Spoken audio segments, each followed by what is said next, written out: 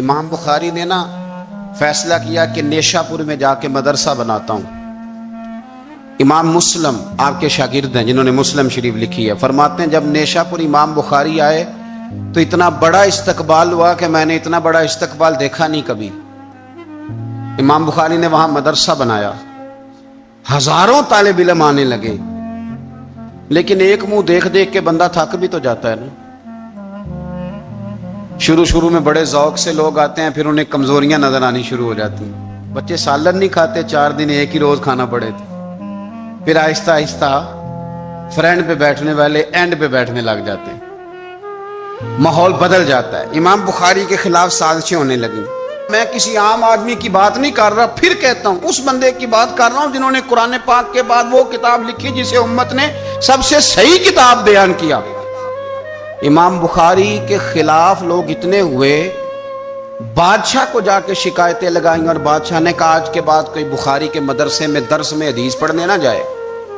امام مسلم کہتے ہیں اتنا بڑا استقبال بھی میں نے دیکھا، اتنا بڑا استقبال میں نے کبھی نہیں دیکھا، اور وہ حال بھی میں نے دیکھا کہ امام بخاری پڑھانے والے تھے اور میں اکیلا پڑھنے والا تھا۔ ساری عمر یہ آٹا گد ہے، لکھاں کیتے نہیں پیڑے، اب وقت آیا ہی تے محمد بخشا کوئی نہیں ہو بیٹھا نیڑے۔ کدھر گئے عشق کے دعوے، کدھر گئے وفا کے جذبے، کدھر گئے وہ غلامی کی باتیں، کہاں گئے وہ لوگ جنہوں نے کہا تھا کہ ساتھ جئیں گے ساتھ مریں گے، تا دم آخری وفا کریں گے۔ چلے جاتے ہیں لوگ، معیار بدل جاتا ہے، سوچ بدل جاتی ہے، کہانیاں بنا لیتے ہیں، ذہن بنا لیتے ہیں۔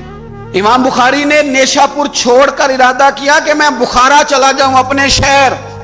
سنو یہ درد کی داستان ہے لوگوں، سنو، اس بندے کی بات کر رہا ہوں جس کا نام جپتی ہے دنیا۔ امام بخاری بخارا ہے، پھر بڑا استقبال ہوا، پھر بہت بڑا مدرسہ بن گیا۔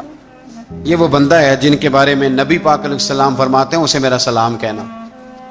یہ وہ شخص ہے کہ شیخ ابو زید کہتے ہیں میں نے خواب دیکھی تو حضور نے فرمایا مجھے کب تک شافعی کی کتابیں پڑھتے رہو گے، میری کتاب کیوں نہیں پڑھتے؟ یا رسول اللہ صلی اللہ علیہ وسلم میں صدقے جاؤں، قربان جاؤں، میں لفظوں پہ بھارو جاؤں، سونے آپ کی کتاب کون سی ہے؟ فرمایا بخاری شریف پڑھا کرو، وہ میری کتاب ہے۔ جن کی لکھی کتاب کو میرے محبوب کہے میری کتاب ہے۔ بخارے میں بڑا استقبال ہوا، لیکن پھر بخارے کے سربراہ نے کہا، سردار نے کہا، خالد بن زہلی جو امیر تھا بخارے کا، امام بخاری کا تو خیال تھا میں اپنے شہر آ گیا ہوں، اس نے کہا جی میرے بچے کو گھر آ کے پڑھایا کریں۔ آپ فرمانے لگے یہ نبی پاک کی حدیثیں میں نے رسوا نہیں کر سکتا، جہاں سارے لوگ بیٹھتے ہیں تیرا بچہ بھی وہاں بیٹھے۔ لوگوں کو پتہ ہی نہیں لوگ کس طرح کی سازشیں کرتے ہیں۔ اس نے کہا جی ٹھیک ہے میں اپنا بچہ بھیج دوں گا، پر جس وقت میرا بچہ کلاس میں ہو اور کوئی بھی نہ ہو، اکیلا ہو میرا بچہ۔ امام بخاری فرمانے لگے اگر کوئی اور آ کے کہے کہ میں نے بھی حضور کی حدیث سنی ہے تو میں کیسے منع کروں؟ ساروں کے بیچ بیٹھ کے پڑھے، یہ حضور کے دین کا فیض ہے، یہ بڑا وسیع ہے، جو آئے گا ملے گا۔ اس نے آپ کے خلاف فتوے لینے شروع کر دیے۔ ہاں جانے کب مار دے کوئی مجھے کافر کر کے، شہر کا شہر مسلمان بنا بیٹھا ہے۔ فتوے لینے شروع کر دیے، امام بخاری کے خلاف سازش ہوئی، حکم ہوا کہ بخاری تو بخارا چھوڑ جا، یعنی اپنے وطن سے نکل جا۔ اپنے وطن میں بے وطن ہو گئے امام بخاری، نیشاپور والوں نے نکالا تو بخارا ہے۔ اس نے حکم دیا تو امام بخاری بخارا سے نکلے، آنکھوں میں آنسو ہیں، لے سجنا اساں توڑ نہیں بائی، اساں جان دیتی رات تیرے، ارادہ کیا سمرقند جا کے ڈیرا لگاتا ہوں۔ حضور کی حدیثیں تو پڑھنی سننی ہے نا یارو۔ بڑی تکلیف میں آ جاتے ہیں کئی دفعہ دیندار لوگ، بڑی اپنے بھی کئی دفعہ اپنے بھی شکایت کر دیتے ہیں، اپنے بھی پیچھے پیچھے ہونے لگتے ہیں۔ آپ یقین کریں کئی دفعہ دل کرتا ہے یار سارے باتیں کرتے تیری نہیں بنتی تھی، تو نہ کرتا۔ ایک عالم کہا کرتے تھے ایک دفعہ کہ کسی ماں کے بیٹے نے ماں کو تانا دے دیا تو ماں رو پڑی، اور کہنے لگی پتر درانیاں کہنیاں تے بندا سی، ننانا کہنیاں تے بندا سی، تو تے میرا اپنا سے۔ اور یہ اپنے کئی دفعہ اس طرح کی بات کرتے ہیں کہ وہ کانوں سے ٹکرا کے نہیں گزرتی، وہ تیزاب کی طرح رک جاتی ہے، چھلنی ہو جاتا ہے وجود کے۔ یہ اس نے کہا ہے، اس نے، میرے اپنے نے امام بخاری بخارا سے روتے ہوئے نکلے، سمرقند جاتا ہوں، پتہ چلا کہ سمرقند جانے سے پہلے ہی کچھ لوگ کہہ رہے ہیں جی دیکھو ان کے اپنوں نے نہیں رکھا، پتہ نہیں کیا حال ہے۔ امام بخاری رستے میں ایک چھوٹی سی بستی تھی خرتنگ، وہاں رک گئے۔ سنو یارو، پھر کہتا ہوں اس بندے کی بات سنا رہا ہوں جو اس ہمت کو سب سے قیمتی کتاب دے گیا۔ امام بخاری خرتنگ میں تھے، 62 سال عمر، سفید داڑھی، رو پڑے، اللہ میں نے ساری زندگی تیرے نبی کی حدیثیں جمع کی ہیں، اے میرے مالک تیری زمین بڑی وسیع ہے پر بخاری پر تنگ ہو گئی ہے، میرے اوپر رحم کر دے۔ امام بخاری نے وہاں دعا فرمائی، دوپہر کو دعا فرمائی، شام کو بیمار ہوئے، رات کو وصال ہو گیا۔ لے او سجنا اساں توڑ نہیں پائی تے جان دتی رات تیرے، مجھے کہہ لینے دیں بے قدراں کچھ قدر نہ جاتی، او کیتی خوب تسلی ہو، دنیا دار پجاری زر دے کتے آندے گل ٹلی ہو، او بک روشن اکھیاں تکیو ویکھ حویلی کلی ہو، تے کوچ نصیر اساں جدوں کیتی پھر بہ جانی تھرتھلی ہو، اور میرے مرنے پہ ہر سو شور مچ جائے گا، دیکھو گے کہنے الوداع سرکار خود تشریف لائیں گے۔ ایک بندہ کہتا میں نے رات کو خواب دیکھا کہ نبی پاک صحابہ سمیت کھڑے ہیں، کسی کا انتظار ہو رہا ہے۔ میں نے عرض کی سونیا میں قربان جاؤں، یہاں کیوں کھڑے ہیں؟ تو فرمایا بخاری آ رہا ہے۔ دنیا والے بھول جائیں پر جن کی بندہ نوکری کرے وہ کیسے بھول جائیں؟ اور ویسے بھی اگر مالک کو پتا ہو نا میرا خادم ٹھیک ہے، مالک اور غلام کا تعلق مضبوط ہو تو دنیا جو مرضی کہتی پھرے۔ میرا آپ سے مشورہ ہے کبھی بھی دین کے لیے کچھ کرو تو بندوں سے نام نیکی کی امید نہ رکھنا، اگر آپ کو اجر لینا ہے تو رب رسول اجر عطا کریں گے۔ وہ شخص کہتا ہے میں نے اٹھ کے دیکھا، میں نے اٹھ کے صبح پتہ کیا تو وہ وہی وقت تھا جب مجھے حضور کی زیارت ہوئی جس وقت امام بخاری کا انتقال ہو گیا۔ لوگوں نے آپ کو دفن کیا تو قبر کی مٹی سے خوشبو آنے لگی، لوگ تبرکن مٹی لے جانے لگے۔ سمرقند کے لوگ بارش نہیں ہوتی تھی، قحط پڑ گیا، سارے کٹھے ہو کے امام بخاری کی قبر پہ گئے تو اللہ نے بارش عطا فرما دی۔ اتنا بڑا آدمی لیکن بے قدراں کچھ قدر نہ جاتی۔ دو باتیں آپ نے اس گفتگو سے یاد رکھنی ہے، ایک تو بندوں سے اجر کی امید نہ رکھیں، یہ چھوڑ دیں کہ بندے واہ واہ کریں گے تو میں نے کام کرنا۔ آپ غریب کی مدد بھی کریں، آپ نیکی بھی کریں، آپ خیر بھی کریں، اداروں سے، مسجدوں سے، مدارس سے بھی پیار کریں، لیکن واہ واہ کی توقع بندوں سے، اور اگر رب رسول نے ایک دفعہ بھی واہ واہ کر دی نا تو پھر واہ بلے بن جائے گی، پھر کیا بات ہے۔ اور ویسے بھی جیڑیاں گڈیاں آپ ہی اڈیاں او نہ چڑھن اونچائیاں، وہی گڈیاں اونچیاں اڈیاں جڑیاں سائیاں آپ چڑھائیاں۔ اس لیے ایک بات تو یہ کہ اجر اللہ رسول سے امید، اور دوسری بات یہ یاد رکھ لیں کہ سونا وہی ہے جو سونے کی باتیں کرتا ہے، میٹھی بات اسی کی ہے جو مدینے والے کی حدیث بیان کرتا ہے۔ سرکار کی باتیں یاد رکھیں، سرکار کی باتیں کریں۔ یہ تلخ وقت چل رہا ہے، کڑوا وقت ہے، پر یارو باتیں میرے نبی کی یاد کرو، ان میں بڑا ہی مزہ ہے۔ اللہ تعالیٰ امام بخاری کے درجے بلند کرے اور اللہ تعالیٰ ہمارے حال پہ رحم کرے۔ کبھی 10 منٹ عادت ہو جائے نا دعا مانگنے کی علیحدہ سے رات کو، حضور نے فرمایا جو فرض نماز کے بعد دعا مانگے اللہ اس کی قبول کر لیتا ہے۔ نبی پاک صلی اللہ تعالیٰ علیہ وسلم نے فرمایا اللہ مسافر کی دعا قبول فرماتا ہے۔ حضور نے فرمایا اللہ مظلوم کی دعا قبول فرماتا ہے۔ حضور نے فرمایا بیمار سے دعا کراؤ اللہ اس کی دعا قبول فرماتا ہے۔ میرے نبی پاک نے فرمایا ماں باپ جب بھی اولاد کے لیے ہاتھ اٹھائیں، ویسے تے بلے شاہ تو آسمانی اڈدیاں ہی پھڑ دیں، جڑا گھر بیٹھا انہوں پڑھیا ہی نہیں۔ حضور فرمانے لگے ماں باپ جب بھی اولاد کے لیے دعا فرمائیں اللہ ان کی دعا کو قبول کرتا ہے۔ آپ اپنا تعلق بنائیں، دعا کے ساتھ، عبادت کے ساتھ، مصلی کے ساتھ رشتہ بنائیں، استغفار پڑھیں۔ صلاح الدین ایوبی صلیبی جنگوں میں تھے، رات کو مسجد اقصی میں نماز پڑھی تو پریشان تھے۔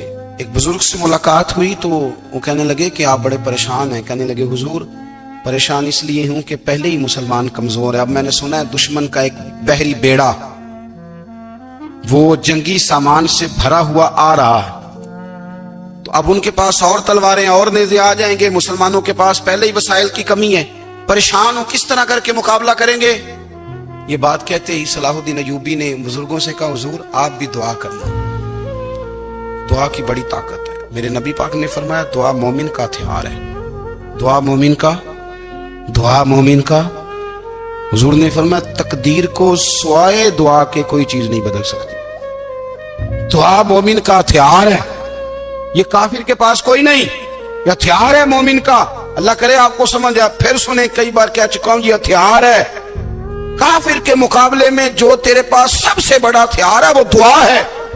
دعائیں کرانی چھوڑ دی، کرنی چھوڑ دی، لینی چھوڑ دی۔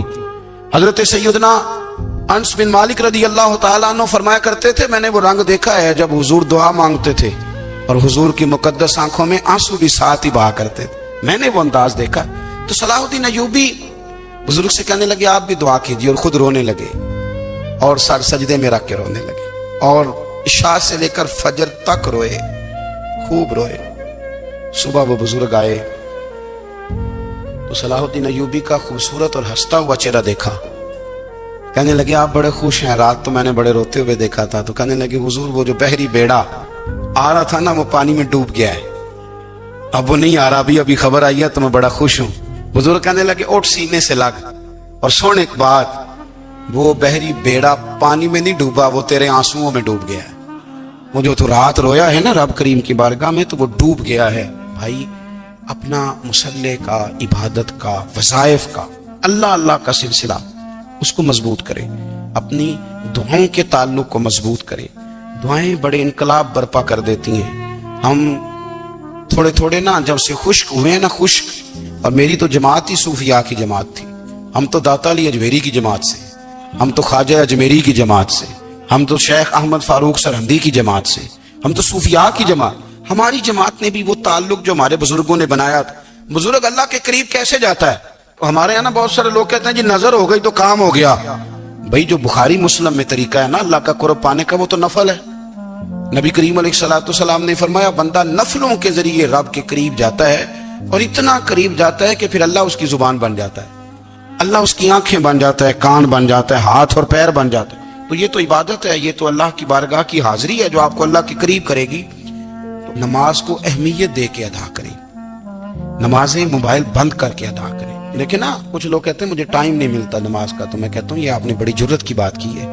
مجھے کو میرا پیر بھائی کہہ دینا میرے پاس ٹائم نہیں آپ کو ملنے کا، تو میں کہتا ہوں آج کے بعد آنا ہی نہ۔ تو کیا سمجھتا ہے تو بہت بڑا آدمی ہے، تیرے پاس ٹائم نہیں ہے اور ہمیں ملنے کا ٹائم، موج کر۔ آپ نے اللہ رسول کو کہہ دیا ٹائم نہیں۔ اور عجیب فلسفہ ہے نا، کہا جائے نماز پڑھنے آؤ تو کہتے ہیں کپڑے ٹھیک نہیں، اور کہا جائے کہ آؤ ذرا دعوت پہ چلے تو کہتے ہیں 1 منٹ ٹھہر میں کپڑے بدل کے آیا۔ نماز کے لیے کہا تو کہتا ٹھیک نہیں، دعوت کے لیے کہا تو کہتا میں ذرا تیاری کر لوں، یوں جانا مناسب نہیں۔ یہ معاملہ ٹھیک نہیں۔ رب تو فرماتا ہے کہ جب تو مسجد میں آ تو زینت اختیار کر کے آ، خوب ذوق سے دعا مانگے، خوب شوق سے نماز پڑھیں، خوب استغفار کا مزاج بنائیں۔ آپ لوگوں کے بیچ رہ کے سکھ حاصل کرنا چاہتے ہیں، لیکن آپ کو پتہ ہے کئی مہینے غار حرا میں رہنا بھی مدینے والے محبوب کا طریقہ ہے۔ ہر سال اعتکاف بیٹھنا الگ سے، یہ بھی حضور کا طریقہ ہے۔ مسجد نبوی کے اندر دروازہ کھلتا تھا نبی کریم کا، پر گھر کے اندر نفل پڑھے نبی پاک، اور حضور فرماتے ہیں کچھ نفل نماز گھر میں بھی پڑھا کرو، گھر کو قبرستان نہ بناؤ۔ ہمارا گھر اللہ کے ذکر سے آباد ہوگا۔ ہمارے ہاں انسان چونکہ انسانوں سے مل کے زندگی گزارتا ہے، اور اللہ تعالیٰ نے انسانوں کو درجوں کے تعلق سے فضیلت بھی عطا فرمائی ہے۔ کسی کو بیٹا بنایا ہے تو کسی کو باپ بنایا ہے، کسی کو چھوٹا بھائی بنایا تو کسی کو بڑا بھائی بنایا۔ اللہ تبارک و تعالیٰ نے درجوں کے تعلق سے فضیلت دی، استاد بنا دیے، بزرگ بنا دیے، عالم بنا دیے، اللہ نے فضیلت دی۔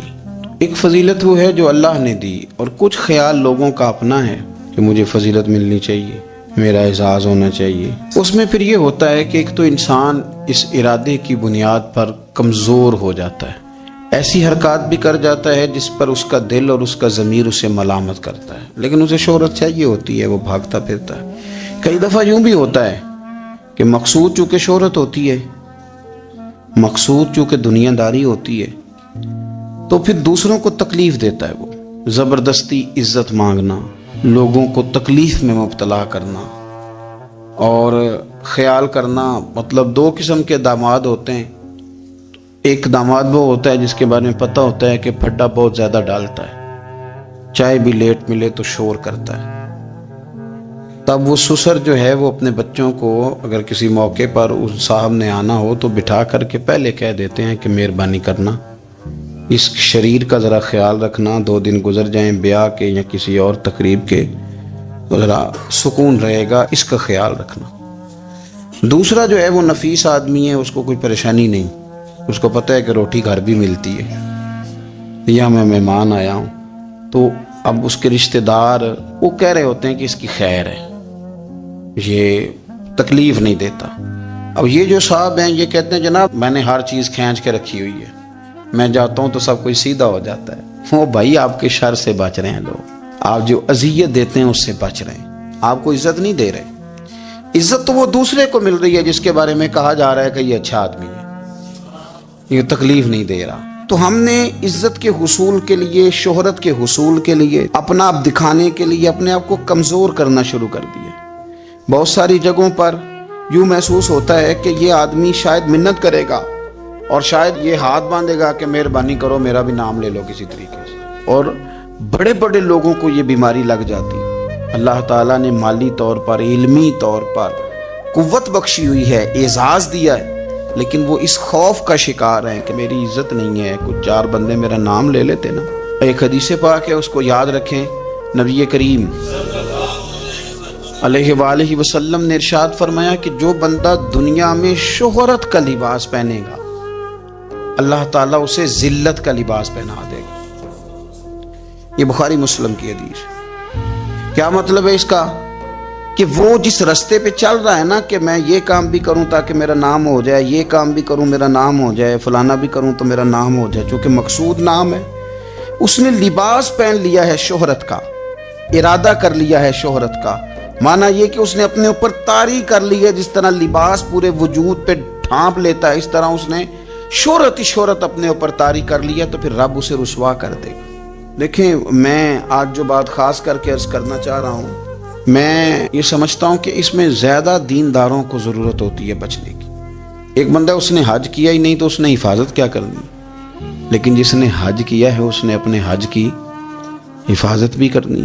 ایک صاحب یہ ہیں کہ جنہوں نے دین کا نام لیا ہی نہیں، اور ایک وہ صاحب ہیں جنہوں نے یہ کہا ہے کہ میں باشرہ ہوں، میں امامے والا ہوں، میں داڑھی والا ہوں، میں کرتے والا ہوں، میں فلاں صاحب ہوں۔ تو آپ بجائے اس کے کہ بغیر داڑھی والے پر طنز کر رہے ہیں، آپ نے اپنے آپ کو محفوظ کرنا ہے، ان چیزوں کی آپ نے حفاظت کرنی۔ دیندار لوگوں کی تو اب ساری چیزیں اس طرح ہائی لائٹ ہونے لگی ہیں، دکھاوا ہونے لگا، یعنی دعا مانگ رہے ہیں تو فوٹو الگ ہے، نماز پڑھ رہے ہیں تو فوٹو الگ ہے، یعنی آنسو کسی شخص کے آ گئے، کسی شیخ کے، کسی پیر صاحب کے، تو وہ آنسوؤں پر فوکس کر کے لوگوں نے اس کو بھی بیچا میڈیا پہ، فلانا آدمی رو پڑا، فلانے آدمی نے رلا دیا۔ یہ تو اللہ کے ساتھ رشتہ ہے بندے کا، اب اس کو بھی فار سیل کریں گے، اس کو بھی۔ حضرت عمر فاروق رضی اللہ تعالیٰ عنہ مسجد میں تشریف لائے تو ایک صاحب بیٹھ کر بڑے زور سے رو رہے تھے، لوگوں کے بیچ اللہ کو منا رہے تھے، درد کی بات کر رہے تھے، سوز کی بات کر رہے تھے، اللہ معاف کر دے، اور تڑپ رہے تھے، اور مجمع بڑا تھا اور ہر آدمی پلٹ پلٹ کے انہی کی جانب دیکھتا تھا۔ تو سیدنا فاروق اعظم رضی اللہ تعالیٰ عنہ نے آج جلال نہیں فرمایا، آج پیار فرمایا۔ اس کے قریب گئے، جب وہ فارغ ہو گیا اس کو تھپکی دی، فرمانے لگے یہ جو تم نے لوگوں کے بیچ بیٹھ کے کیا ہے نا، اور تیری داڑھی آنسوؤں سے بھر گئی ہے، یہ 2 قطرے آنسوؤں کے تو اکیلے میں بیٹھ کے بہا دیتا تو رب تیرے اوپر خاص رحمت کا نزول فرما دے۔ کو ضروری ہے کہ یہاں جو ہے تو نے بتانا ہے کہ میں بڑا مطلب عاشق رسول ہوں اور میں نے جناب بڑے آنسو بہائے ہیں نعت شریف پہ، آ جائے رونا تو آ گیا، کنٹرول نہیں ہے، وہ تو آ گیا۔ اور اب تو باقاعدہ پریکٹس کی جاتی ہے کہ پڑھنے والے نے بھی رونا ہے اور سننے والے نے بھی رونا ہے۔ نہ کریں یہ کام۔ اگر آپ کا مزاج دکھاوے کا بن جائے گا، آپ کی طبیعت دکھاوے کی بن جائے گی، ذہن دکھاوے کا بن جائے گا، پھر آپ تنگ ہوں گے۔ بڑی عبادت کرتے تھے امام بخاری، رمضان شریف میں اپنے لوگوں کو جمع کرتے، کہتے ہو میں تمہیں نماز پڑھاؤں، تو رمضان شریف میں نماز پڑھاتے تو ہر رکعت میں 20 آیات کی تلاوت فرماتے، 3 دن کے اندر قرآن پاک ختم کرتے، عبادت کرتے۔ یہ جتنے پڑھے لکھے لوگ تھے ان کا مصلی سے رشتہ بڑا مضبوط تھا، ایسا نہیں تھا کہ انہوں نے علم اس لیے پڑھا ہے کہ زیادہ باتیں پڑھیں گے تو زیادہ لوگوں کو سنائیں گے، زیادہ لوگوں کو اپنے پیچھے لگائیں گے، اس طرح نہیں، بلکہ مصلی سے تعلق ان لوگوں کا مضبوط تھا۔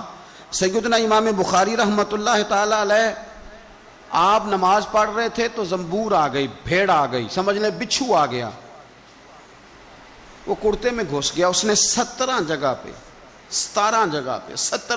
پہ امام بخاری کو ڈانگ مارا، زخم ہو گئے، لیکن نماز پڑھتے رہے۔ نماز کے بعد تسلی سے بیٹھے تو شاگرد سے کہنے لگے ذرا دیکھنا پشت پہ کیا ہے۔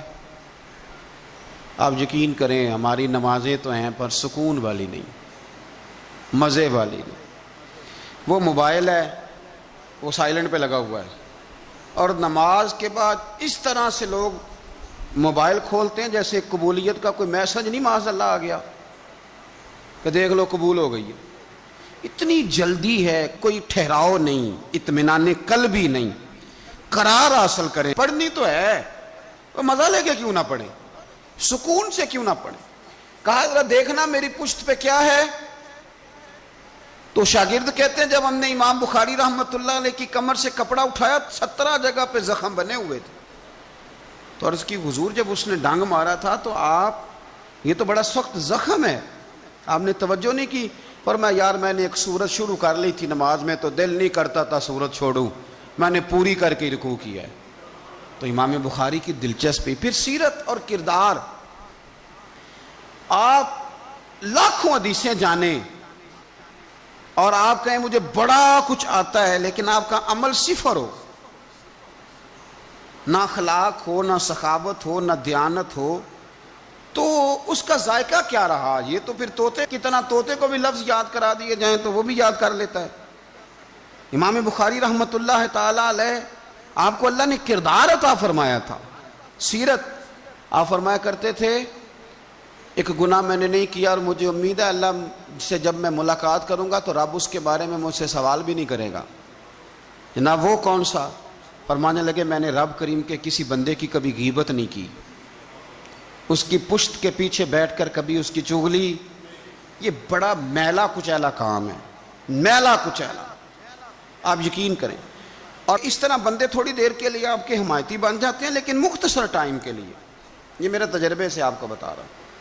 آپ کسی بندے کے خلاف تھوڑی دیر کے لیے بیٹھ جائیں، اور بہت سارے لوگوں کو نا یہ بڑا کام آتا ہے، یہ کام وہ کرتے ہیں انہیں کام آتا ہے، ان کو پتہ ہوتا ہے کہ کس کے خلاف میں بات کروں گا تو یہ بندہ راضی ہوگا، اس کا کون مخالف ہے۔ وہ تھوڑی بات چھیڑی، اس نے بھی چھیڑی، پھر جرانہ لگ گیا۔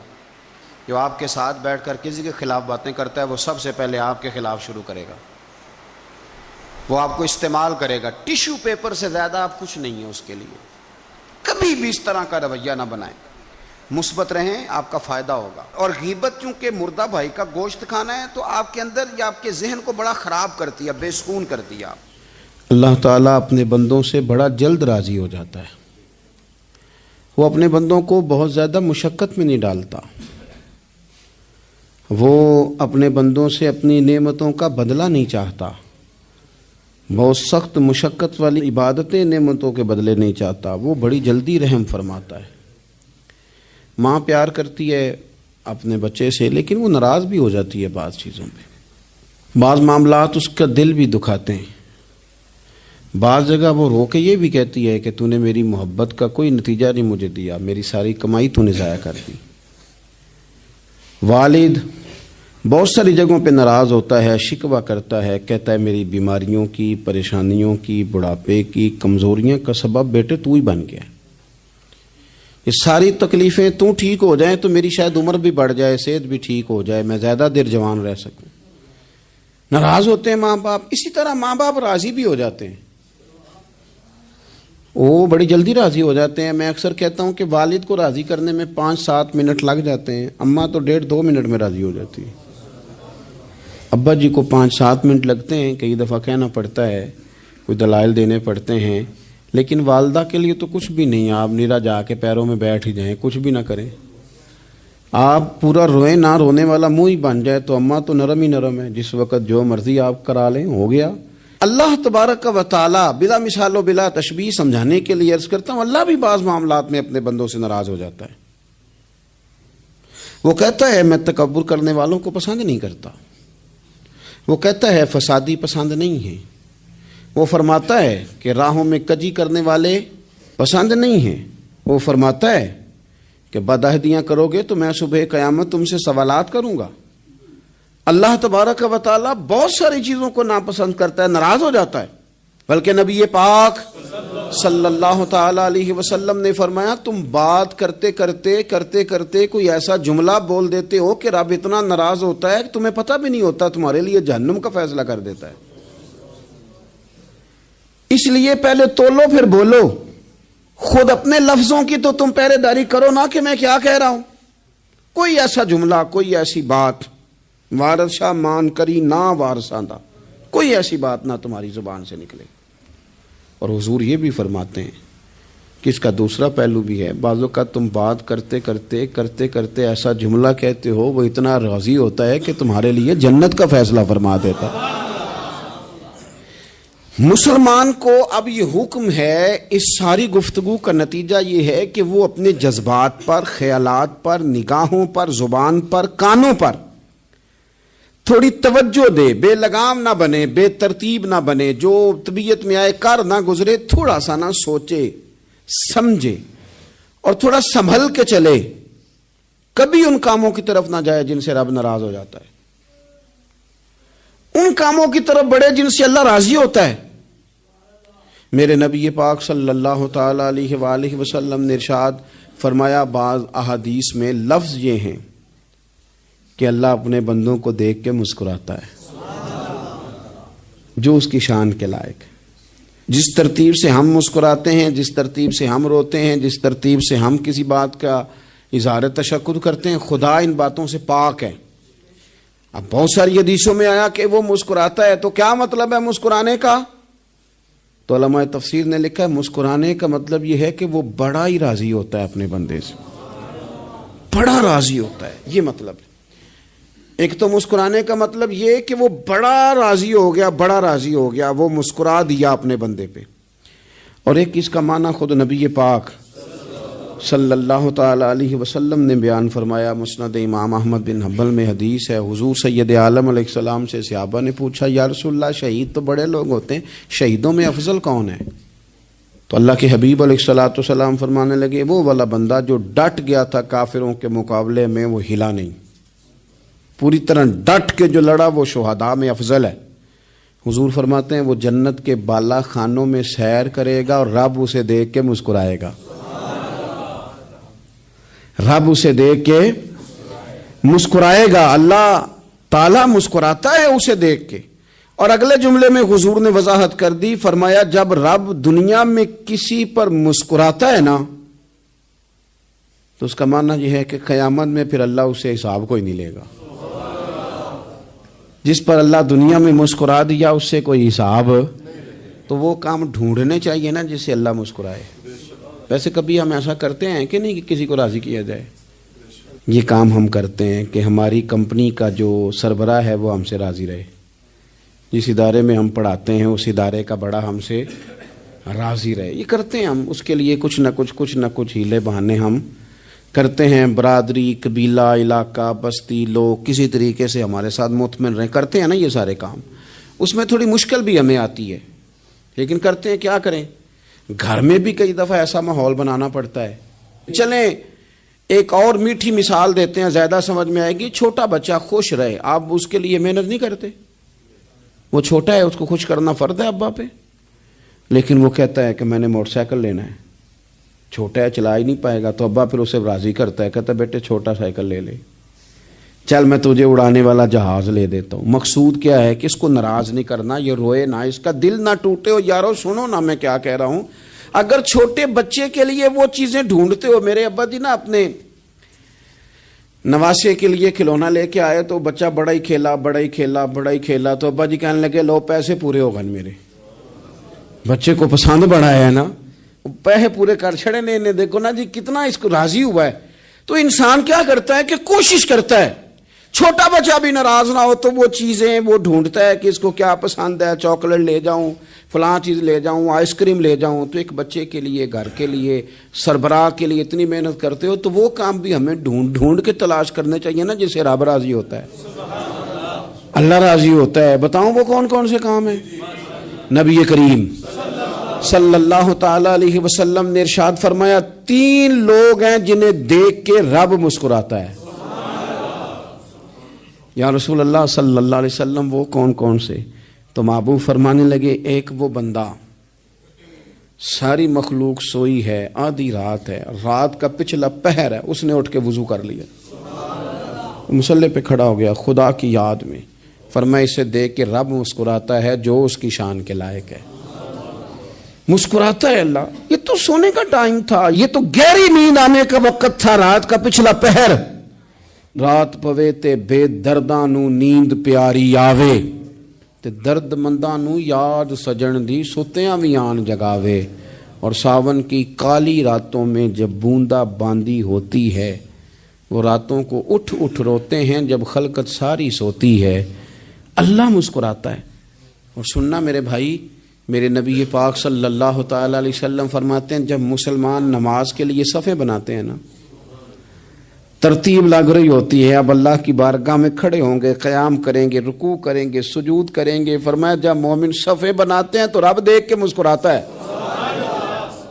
مسکراتا ہے. کمال ہو گئے عروج بندگی کا جب بندے کو دیکھ کے رب مسکرائے. خدا بندے سے خود پوچھے بتا تیری رضا کیا ہے، مسکراتا ہے. اور میرے نبی پاک علیہ السلام فرماتے ہیں جب مجاہد جہاد کے لیے صفیں سیدھی کرتے ہیں. آج تو یہ رب کے نام پہ مرنے ہی آ گئے. یہ صفوں میں کھڑے ہوں گے، ترتیب سے لڑیں گے، ترتیب سے گلا کاٹیں گے کافروں کا یا شہادت لیں گے. فرمایا جب جہاد کے لوگ صفیں بناتے ہیں تو رب انہیں دیکھ کے مسکراتا ہے. کتنے نصیبوں والا وہ بندہ ہے جسے دیکھ کے مسکرا دیا. او یار کبھی تیرا بیٹا تیرے سامنے مسکرائے نا چھوٹا تو تیرا دل باغ باغ ہو جاتا ہے. تیری ماں بیمار کسی ایک دن صحیح طرح ہنس پڑے تو طبیعت خوش ہو جاتی. مجھے بتاؤ نا جس کا رب بھی اسے دیکھ کے ہنس پڑے جو اس کی شان کے لائق ہے، کیا اس بندے کے نصیبیں ہیں، کیا اس کے مقدر ہیں.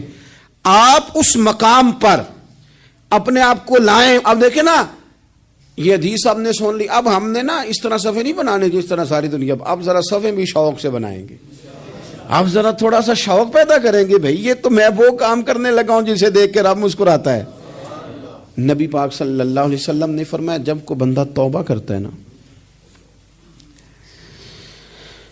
ہم توبہ کا رٹا لگاتے ہیں، یا اللہ میری توبہ یا اللہ. اور توبہ کا تو مطلب یہ ہے کہ پچھلے گناہوں سے پکی توبہ، آج کے بعد یہ غلطی نہ کرنے کا پکا وعدہ. تو نے ساری شب برات رو کے گزاری ہے، بتا سویرے جھوٹ جوڑنے کا ارادہ ہے تیرا، آج کے بعد رشوت تو نہیں نہ لے گا، ملاوٹ تو نہیں نہ کرے گا، یہ توبہ ہے. اور اگر سارے کام اسی طرح کرنے تو پھر یہ توبہ کا رٹا ہے، تو جتنا مرضی لگاؤ. حضرت علی بن ربیعہ رضی اللہ تعالیٰ عنہ فرماتے ہیں میں مولا علی کے ساتھ تھا، مقام حرہ کی طرف جا رہے تھے، حضرت علی نے ہاتھ اٹھا کے دعا مانگی ہماری تعلیم کے لیے. ورنہ حضرت علی ہم صحابہ کو محفوظ عن الخطا تو مانتے ہیں نا. ہاتھ اٹھا کے کہا اے اللہ ہمارے گناہ بخش دے، تیرے علاوہ کوئی معاف کرنے والا نہیں. اور پھر حضرت علی آسمان کی طرف دیکھا اور دیکھ کے نا حضرت علی بن ربیعہ کو تو مسکرائے.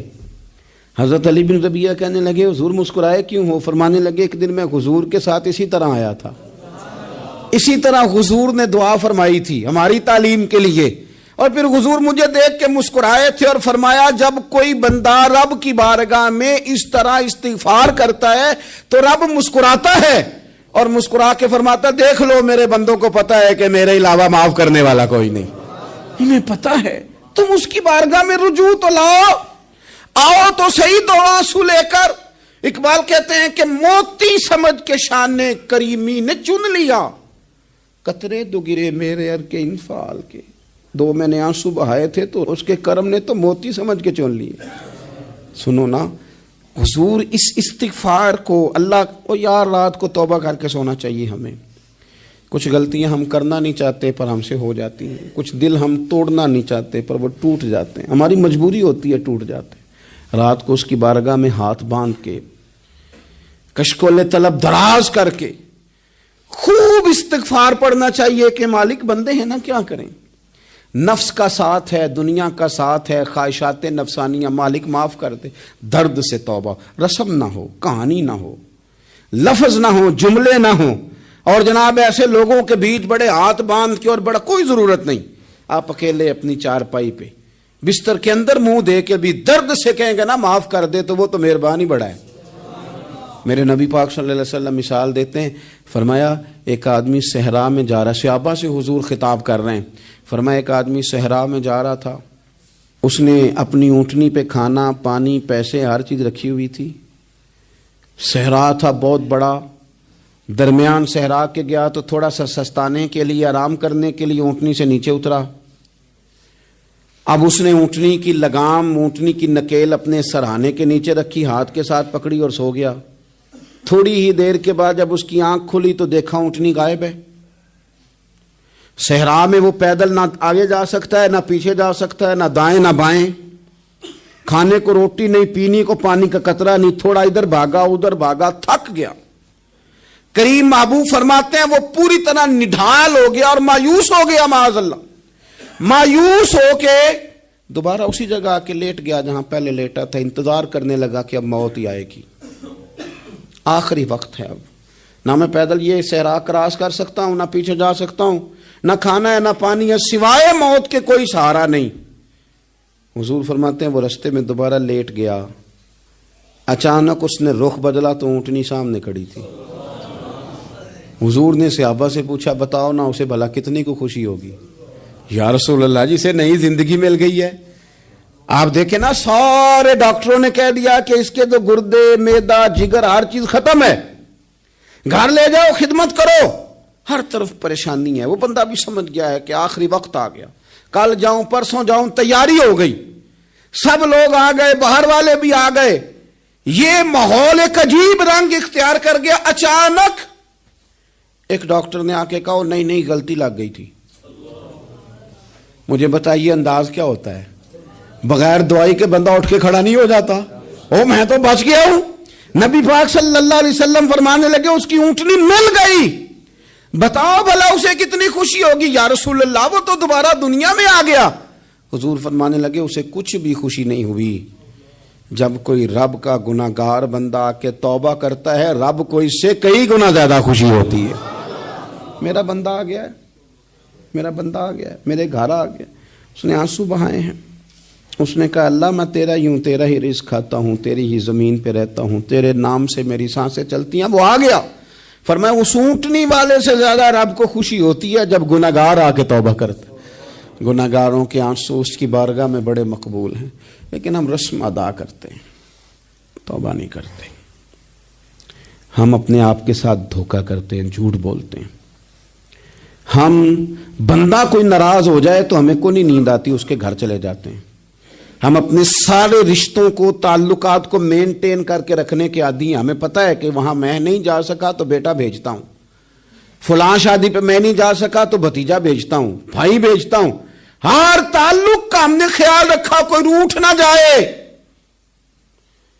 لیکن کمال ہے نا، یہ نہیں سوچا کہ اگر رب روٹھ گیا تو جب وہ روٹھ جائے نا تو سارے رشتے بھی بندے کے پاس موجود ہوں تو کوئی کارآمد نہیں ہوتا، پھر کروڑوں روپیہ جیب میں ہوں تو ڈاکٹروں کی دوائیاں اثر نہیں کرتی۔ وہ روٹھ جائے تو پھر انسان اس طرح سے پھسلتا ہے کہ بڑے بڑے اس کے پاس دروازے ہوتے ہیں پر کسی جگہ اس کا ہاتھ نہیں لگتا۔ خدا را خیال کریں، دنیا روٹتی ہے تو روٹھ جائے، رب رسول ناراض نہ ہونے پائیں، اس کا خیال کریں۔ حضور فرماتے ہیں وہ مسکراتا ہے، اسے خوشی ہوتی ہے جب کوئی اس کا بندہ اس کی طرف رجوع کرتا ہے۔ میرے عزیزو، رسول پاک صلی اللہ تعالی علیہ وسلم نے ان لوگوں کے تذکرے کیے جنہیں دیکھ کے رب مسکراتا ہے۔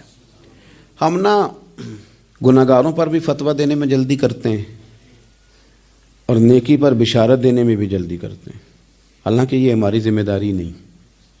پتہ نہیں اللہ تعالیٰ کس کو کب توفیق توبہ دے کے اپنے قریب کر لے، لیکن بڑی جلدی ہے، بڑی جلدی فتویٰ دینے میں۔ اور یہ فتویٰ اب صرف مفتیوں کا نہیں رہ گیا، یہ میری طرح کے آپ کی طرح کے ڈھیروں لوگ ہیں جنہوں نے جیبوں میں فتوے ڈالے ہوئے۔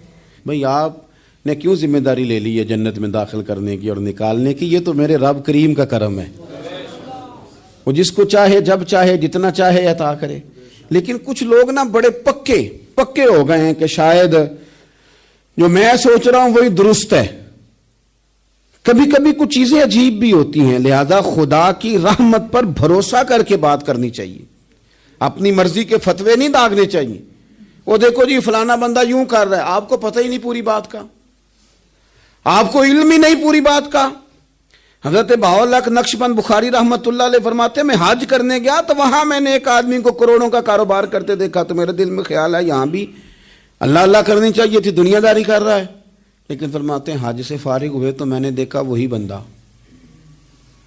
سارا کچھ رب کی بارگاہ میں خیرات کر رہا ہے اور سینکڑوں غریب حاجی ہیں جن کو پورے خرچے دے رہا ہے.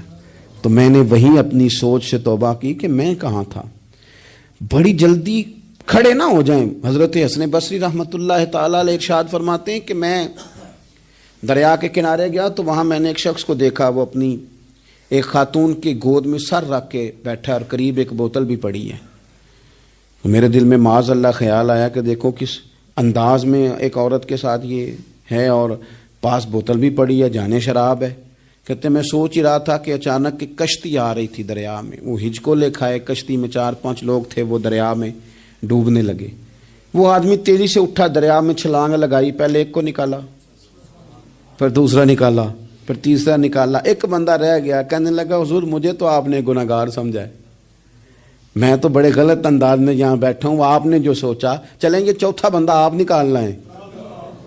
کرے نا یہ کام بڑے بھولے بھالے بڑے اللہ والے، ریاض آپ کو بس ہم ہی جانتے ہیں. اتنی جلدی فتویٰ. حضرت حسن بصری فرماتے ہیں میں پشیمان ہوا. میں نے کہا مجھے تیرنا نہیں آتا، تو دیر نہ کر، چوتھا ڈوب نہ جائے. پھر اس نے چھلانگ لگائی، چوتھا بھی نکال لایا اور کہنے لگا حضرت آپ نے جلدی کی سوچنے میں، یہ بی بی میری ماں ہے اور یہ سرکے کی بوتل ہے. ہم ماں بیٹے کا یہ مشغلہ ہے کہ یہ وہ جگہ ہے جہاں آ کے لوگ مسافر اترتے ہیں اور یہاں سے کسی کا گھر 100 میل ہے، کسی کا 200 میل ہے. ہم صبح سرکہ کھجوریں روٹیاں لے کے یہاں آتے ہیں، مسافروں کی نوکری کرتے ہیں، کوئی پریشان ہو تو مدد کرتے ہیں.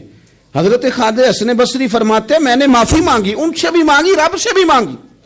انہوں نے مانگ لی نا، بزرگ تھے، پر ہم کو نہیں تیار مانگنے کو.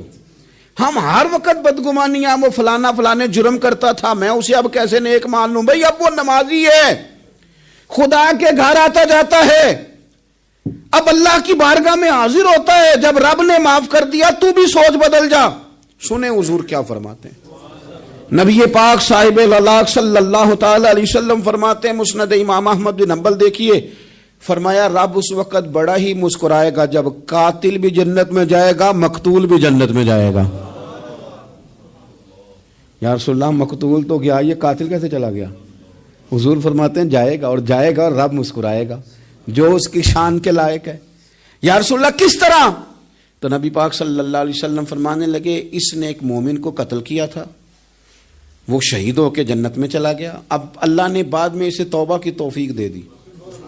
پہلے اس نے کلمہ پڑھا، پھر یہ میدان میں اترا، کافروں سے لڑا، یہ شہید ہوا، رب نے اسے بھی جنت دے دی. قاتل بھی جنت میں، مقتول بھی جنت میں. اور بات اتنی انوکھی ہے کہ رب دیکھ کے مسکرا رہا ہے جو اس کی شان کے لائق ہے. ہم جلدی میں ہیں، ہم انتظار نہیں کر رہے کہ شاید توبہ کر جائے، ہم انتظار نہیں کر رہے. لیکن میرے عزیز اتنی جلدی نہ کریں. سوچوں کا صاف ہونا، ذہنوں کا پاک ہونا. بے ادبی جے ماں کیتی تیرے کچھ نہیں رہنا پلے، رب نے جنت رکھ چھڑیے ماں دے پیراں تھلے. تے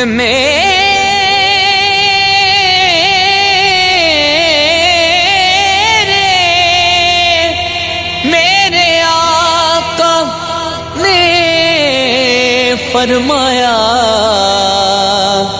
کر لو خدمت ماں دی جس نے کعبہ تکنا ہووے او تک لوے صورت ماں دی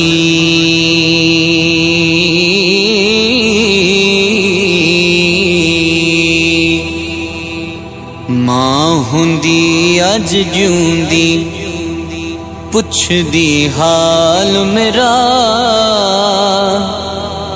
اپنے نالوں ود کے رکھ دی خیال میرا ماں ہوندی اج جیوندی پچھ دی حال میرا ہو لوکو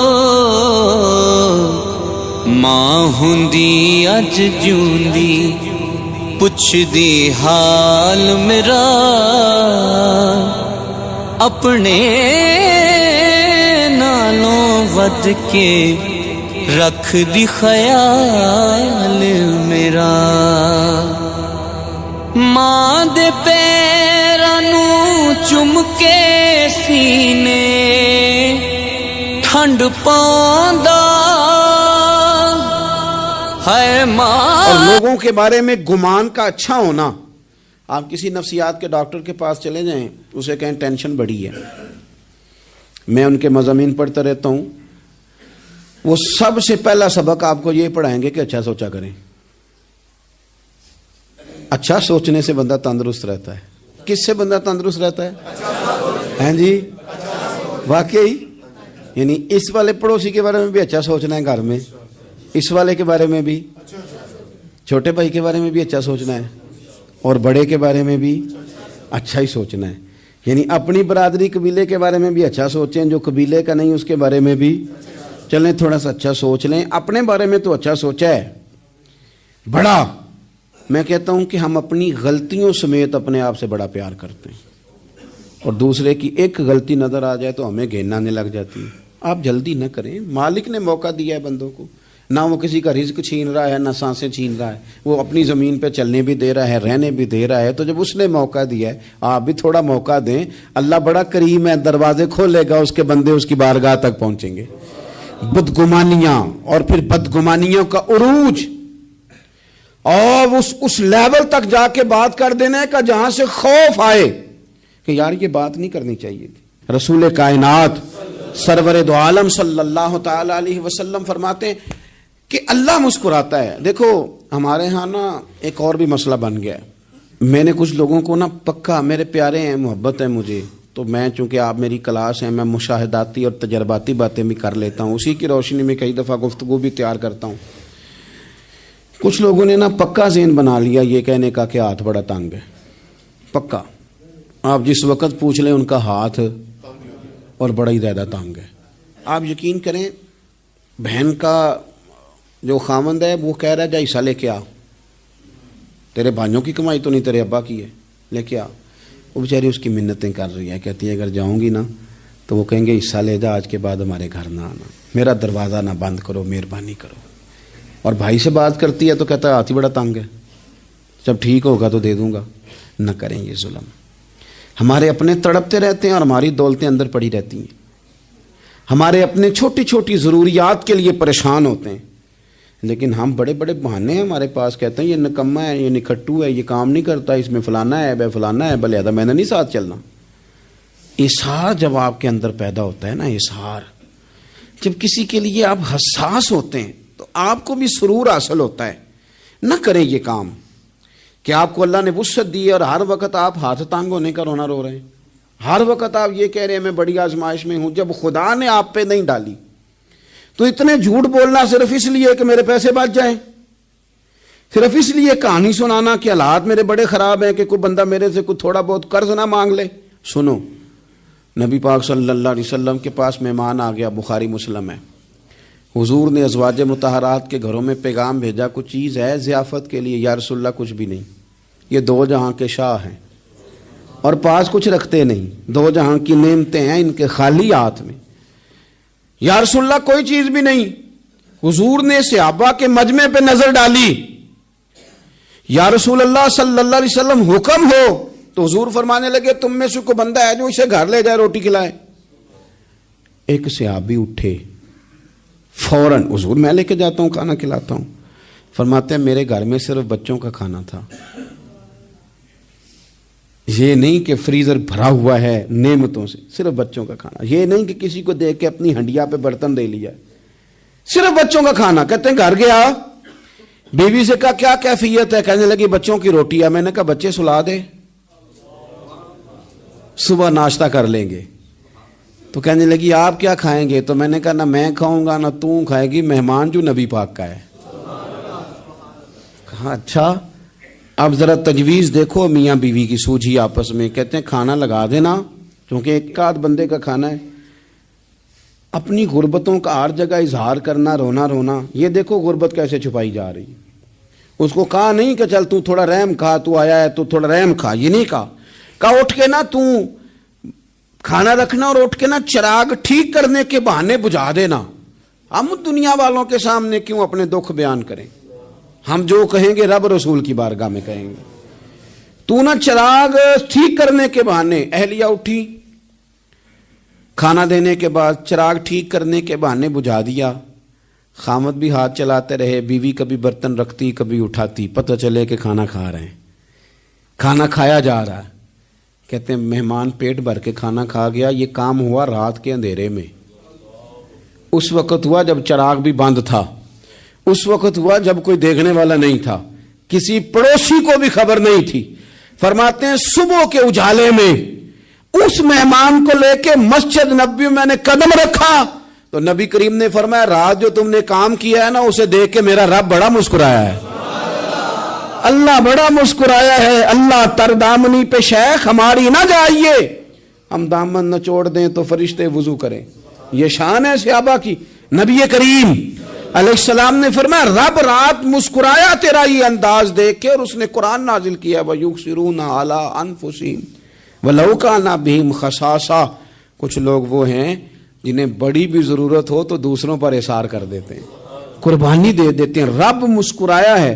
اندر پیسے رکھے ہوئے ہیں، اندر پیسے رکھے ہوئے ہیں، اور بہن آ کے منت کر رہی ہے کہ بھائی حالات بڑے خراب ہیں، تھوڑی سی مہربانی کر. تو کہتے ہیں بہن پردہ ہی ہے بس، کیسے بتاؤں تجھے حالات، تجھے کیا بتاؤں کام کتنی مشکل سے چلتا ہے، یہ پردہ یہ بس. بہرحال اگر تو نے کہا ہے نا 50,000 تو میں زیادہ نہیں کوئی 20 کو دے دوں گا تجھے، وہ بھی خاصی نیکی کر کے، وہ بھی بتا سکھا کے. رات اماں پہ علیحدہ سے احسان چڑھاؤں گا، ابا پہ علیحدہ سے چڑھاؤں گا کہ تمہاری بیٹی کے ساتھ تعاون کر رہا ہوں، سارے علاقے کو ویسے ہی بتاؤں گا. اور وہ غریبنی بیچاری 20,000 لے کے گھر گئی ہے، پہ سفارشیں کر رہی ہے کہ مہربانی کرو. میں نے ایسے بھی دیکھے ہیں جو پہلے بیوی کو پکڑاتے ہیں تو دے، اس لیے کہ پھر وزیر اعظم تو ڈنڈا نکال لے گا تو بڑا مشکل ہو جائے گا پھر گھر میں رہنا، لہذا وہ یہ تو آگے لگ. یہ کیا لہجہ ہے آپ کا؟ یہ تو کسی کو بھی دیں تو چھپا کے دینے کا حکم ہے، کسی کو بھی دیں تو ہمیں حکم یہ ہے کہ سیدھے ہاتھ سے دینا ہے، الٹے کو خبر. اور یہ جو بالکل ہی اپنے ہیں ان پر تو پردہ پوشی آپ کے لیے ویسے ہی ضرورت تھی. میرے عزیز رب مسکراتا ہے. میرے نبی پاک علیہ السلام نے یہ اعمال ہمیں بتائے جن پر اللہ مسکراتا ہے، خوش ہوتا ہے. اور بعض لوگوں کو حضور نے نامینیٹ کیا. حضرت سعد بن معاذ رضی اللہ تعالیٰ عنہ عظیم صحابی تھے. یہ وہ خوبصورت صحابیاں جن کے جنازے کو کندھا میرے نبی پاک نے عطا فرمایا، حضور نے کندھا عطا فرمایا. کمال ہو گئی. نرخ بازار محبت کا انوکھا ہی ہو گیا، خود خریداروں میں شامل آ کے مولا ہو گیا. حضور نے کندھا دیا. حضرت سعد بن معاذ رضی اللہ تعالیٰ عنہ کا جب جنازہ اٹھا ان کی والدہ رو پڑی، بڑے درد سے روئی. ماں تھی نا، ان کی آواز جب حضور تک گئی تو نبی پاک نے فرمایا آنسوؤں کو روک لے، آواز کو کم کر لے. تیرے بیٹے کی تو جب روح پرواز ہوئی ہے تو رب مسکرایا ہے. جس کے آنے پہ رب راضی ہو مسکرا دے جو اس کی شان کے لائق ہے. یہ تو وہ لوگ ہیں کہ جن کے جانے پر نا رب، وہ کسی نے کہا تھا کہ میرے مرنے پہ ہر سو شور مچ جائے گا، دیکھو گے میرے مرنے پہ ہر سو شور، تمہیں پتہ چل جائے گا جب ہم جائیں گے. میرے مرنے پہ ہر سو شور مچ جائے گا، دیکھو گے. اور کہنے الوداع سرکار خود تشریف لائیں گے. اور درویش کہنے لگے بعد مرندے مکھڑا میرا ہو جاوے جے تازہ، پھر سمجھ لینا محبوب میرے نے آن پڑے ہے جنازہ، اور عاشق کا جنازہ ہے ذرا دھوم سے نکلے اور محبوب کی گلیوں سے ذرا گھوم کے نکلے۔ فرمایا کہ ان کے تو جانے پہ رب کریم، اور حضور نے ایک دعا بھی دی۔ حضرت طلحہ رضی اللہ تعالیٰ عنہ صحابی تھے، ان کا وصال ہو گیا تو حضور نے دعا بھی دی۔ فرمایا یا اللہ جب میرا طلحہ ہے نا تو اس سے مسکرا کے بات کرنا، یہ تجھ سے مسکرا کے بات کرے جو تیری شان کے لائق ہے۔ تو اللہ تعالیٰ غائب درجے راضی ہوتا ہے۔ ایک دفعہ پھر بات دہراتا ہوں، جو میدان میں ڈٹ کے شہید ہو رب اسے دیکھ کے مسکراتا ہے جو اس کی شان کے لائق۔ جو توبہ صحیح کریں سچی کریں رب انہیں دیکھ کے مسکراتا ہے جو اس کی شان کے لائق ہے۔ جو نماز کے لیے صفیں بنائے رب انہیں دیکھ کے مسکراتا ہے۔ جو جہاد کے لیے صفیں بنائے رب دیکھ کے مسکراتا ہے۔ جو لوگ صبح پچھلے پہر اٹھ کے عبادت کریں رب انہیں دیکھ کے مسکراتا ہے۔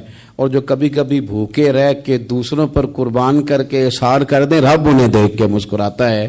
بہت بڑی فضیلت ہے۔ اللہ ان سارے کاموں میں سے کسی ایک کام پہ ہمیں بھی لگا دے تاکہ یہ بڑی فضیلت اللہ تعالی ہم گناہگاروں کے حصے میں بھی فرما دے۔ آخر دعوانا ان الحمد للہ رب العالمین۔